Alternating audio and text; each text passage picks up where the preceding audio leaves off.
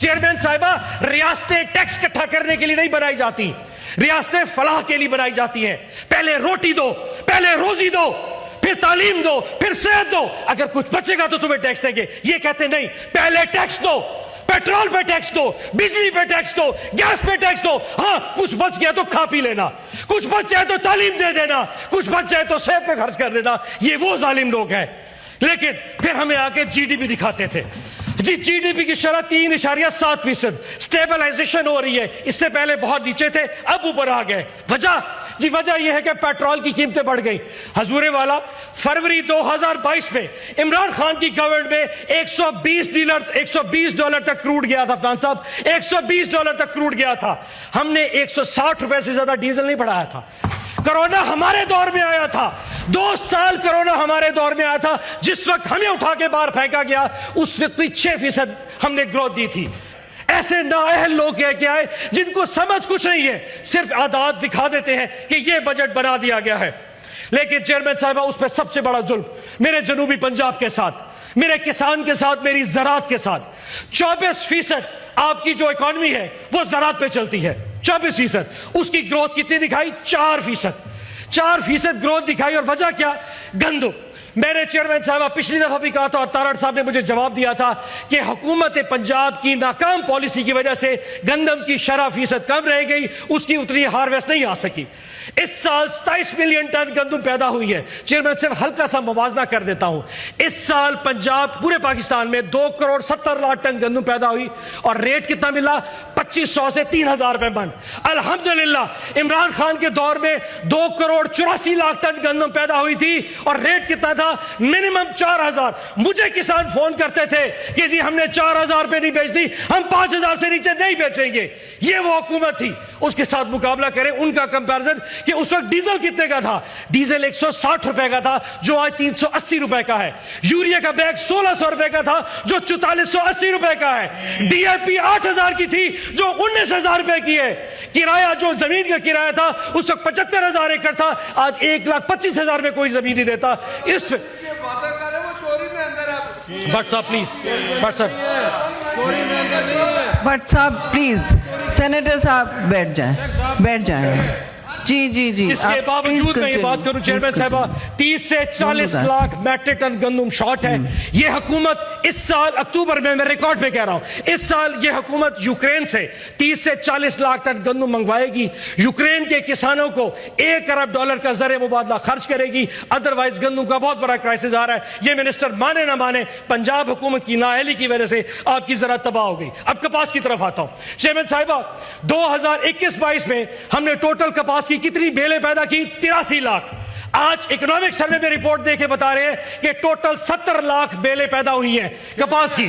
مزہ کی بات دیکھیں چیئرمین صاحبہ، 300 ٹیکسٹائل ملیں چلا کرتی تھی ہمارے دور میں، آج 150 ملیں چل رہی ہیں. اور جو 150 بند ہوئی ہیں اس کے 60 ہر ایک مل کے ساتھ 12 لومیں وہ اٹیچ ہوتی ہیں. ٹیکسٹائل مل چلتی ہے تو 12 لومیں چلتی ہیں. 12,500 لومیں بند ہو چکی ہیں.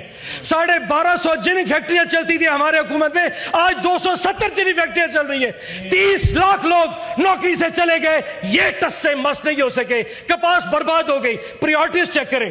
ملتان میں کاٹن ریسرچ انسٹیٹیوٹ تھا جہاں کپاس کے لیے تحقیق ہوتی تھی. حکومت پنجاب نے فیصلہ کیا کاٹن ریسرچ بند کر دو، مجھے یہاں پہ جم خانہ چاہیے، کیونکہ شام کو بابو، شام کو سیاستدان اور کچھ سردار آرام سے چائے پی سکے. کپاس کی ضرورت نہیں ہے، ان کی عیاشی اور للے تلے ہونے چاہیے تھے. اور کیا کیا مقابلہ کروں چیئرمین صاحبہ. چاول کی فصل 2021-22 میں 5000 روپے من پہ ذمہ دار کسان بیچ کے گیا تھا، آج 4500 میں لینے والا کوئی نہیں ہے. مکئی ہم نے 2500 روپے ہماری دور بکتی تھی، آج 2200 روپے بک رہی ہے. آلو کا تو یہ حال ہے، لوگوں نے کھڑی فصل پہ اس وقت روٹا ویٹر اور ہارویسٹر چلا دیے، کوئی نہیں بیچے گا. 5 روپے کلو آلو کون بیچتا؟ ٹماٹر 250 روپے کلو، 250 روپے من بک رہے ہیں. اس وقت ہمارے دور میں 1200 روپے بکا کرتے رہے. لوگوں نے پھر بھی وہاں پہ فصل چلا دی. زراعت برباد، جنوبی پنجاب برباد، کسان برباد. کیوں؟ ووٹ کیوں دیا تھا عمران خان کو؟ یہ وہ لوگ ہیں، برداشت کریں. یہ عمران خان کو ووٹ دینے والے کسان برباد کر کے رکھ دیا. آگے چلتا ہوں چیئرمین صاحب تعلیم پہ. تعلیم پہ 0.8%. چیئرمین صاحب ایک سوال بتائیے, ہمارے دور میں HEC کو 70 ارب روپے کا گرانٹ دی گئی, آج گرانٹ کتنی ہے؟ 46 ارب. 278 یونیورسٹیاں ہیں, اتنے سارے لوگ ریسرچ اینڈ ڈیولپمنٹ پہ پیسے خرچ ہو سکتے تھے. انہوں نے کہا نہیں, تعلیم کی ضرورت نہیں ہے, ان کو چھوڑے, ان کو ایسے بھیک پہ لگاتے, بسپ زیادہ کر دے, فیئر انف کر دیجئے. لیکن تعلیم اگر نہیں دے سکتے, صبر تو کیجئے. 4% نارملی خرچ کرتے ہیں اکانومی, آپ 0.8% سے بھی نہیں خرچ کر پا رہے. صحت پہ 0.8%. چیئرمین صاحبہ, آپ کو عمران خان سے نفرت ہو سکتی ہے, ان سب کو ہوگی, بغض بھی ہو سکتا ہے. ہیلتھ کارڈ سے کیا تکلیف تھی؟ کتنے ہزاروں لوگوں کا کینسر سے علاج ہوتا تھا, کتنے لوگوں کا وہاں پہ دل کا آپریشن 10 لاکھ مفت ہوتا تھا. بند کر دو, کیونکہ عمران خان کی فوٹو ہے. عمران خان کی کہیں نام کی مشہوری نہ ہو, مرتے ہیں مر جائے قریب, لیکن عمران خان کا نام ہیلتھ کارڈ پر ہی آنا چاہیے. ہیلتھ کارڈ بند کر دیا گیا. چیئرمین صاحبہ, کیا کیا پریورٹیز اخیر اتنی آ جاتی ہیں کہ سوری بجٹ بھی ہے جی, بجٹ پہ چیئرمین صاحبہ پریورٹیز کی بات ہے. ایک آخری بات, 2 چیزیں 2 منٹ ہے. پریورٹیز کی بات ہے. پریورٹیز یہ ہے کہ اگر وزیر اعلیٰ پنجاب 11 ارب کا جہاز لے گی تو وہ پاکستانی جو پہلے ہونڈا یا کرولا پہ چڑھتا تھا, پھر آلٹو پہ چڑھتا ہے, اب موٹر سائیکل سے ای وی بائک پہ آ گیا ہے, وہ ان سے نفرت کرے گا. پرائورٹیز کی اگر بات ہوگی تو وہ کریڈٹ کارڈ جو ایک پاکستانی جو صرف امیر کے پاس ہے, جب وہ بیرونی دورے پہ جاتا تھا اس پہ FAT لگتا تھا, بند کر دو FAT, کیونکہ امیر آدمی جو کریڈٹ کارڈ رکھتا ہے اس کو زیادہ نہ بھرنے پڑے. اس کے مقابلے میں وہ شخص جو ایک موٹر سائیکل لے کے پمپ پہ جاتا ہے 116 روپے بھرے گا. لوگ ان سے نفرت کریں گے. وہ پاکستانی امیر جو بزنس کلاس میں 15 لاکھ کی ٹکٹ لے کے جاتا تھا اور 1.5 لاکھ FAT بھرتا تھا, بند کر دو FAT. اس پہ FAT نہیں لیا جا سکتا. ہاں, جو زواری پہ, حج پہ, عمرے پہ, روزگار کے لیے سعودی, دبئی, عمان جا رہا تھا, اس پہ 20,000 کا FAT نہیں, اس کو معاف نہیں کرنا, یہ تو کما کے, اس میں تو پیسہ بہت ہے. لوگ آپ سے نفرت کریں گے. چیئر صاحب, پرائورٹیز کی بات ہوتی ہے. جب آپ GOR ڈیفنس میں, DHL لاہور میں بابوؤں کے لیے 20 کروڑ کے بنگلے بنائیں گے, اور ایک پاکستانی جو پہلے کنال کے گھر میں رہتا تھا اب 10 سے 5 مرلے سے کرائے میں گھر پہ آ گیا, وہ آپ سے نفرت کرے گا. سوچیے اس ماں کے بارے میں جو رات کو صرف اپنے بچوں کو کھانا دیتی ہے اور خود بھوکا سوتی ہے کہ صبح اٹھ کے رات کو نیند آئے گی, صبح سکول جائے گا تو شاید بڑا ہو کے میرا سہارا بنے گا. سوچیے اس باپ کے بارے میں جس کے تن پہ پھٹے ہوئے کپڑے ہیں, وہ بچوں کی فیس تو ادا کرتا ہے, نیا سوٹ نہیں لیتا, یہ جب بڑا ہوگا میرے لیے کچھ میرے بڑھاپے کا سہارا بنے گا. اور سوچیے ان 70 لاکھ نوجوانوں کے لیے جو ان ماں باپ کی محنت کی وجہ سے BA کی ڈگری ہاتھ میں لے کے پھرتے تو ہیں اور اس ریاست کی طرف دیکھتے ہیں کہ شاید یہ ریاست مجھے نوکری دے دے اور میں اپنے بوڑھے باپ باپ کے لیے کچھ چھوڑوں. وہ آپ سے نفرت کرے گا. آپ کو عمران خان سے نفرت ہو سکتی ہے چیئرمین صاحبہ, لیکن آخری بات بتا چاہوں, خان صاحب نے 2 باتیں بڑی ٹھیک کی تھی. اور کہا یار میں تو گزارا کر جاؤں گا, تم لوگ پاکستانی گزارا نہیں کر سکے.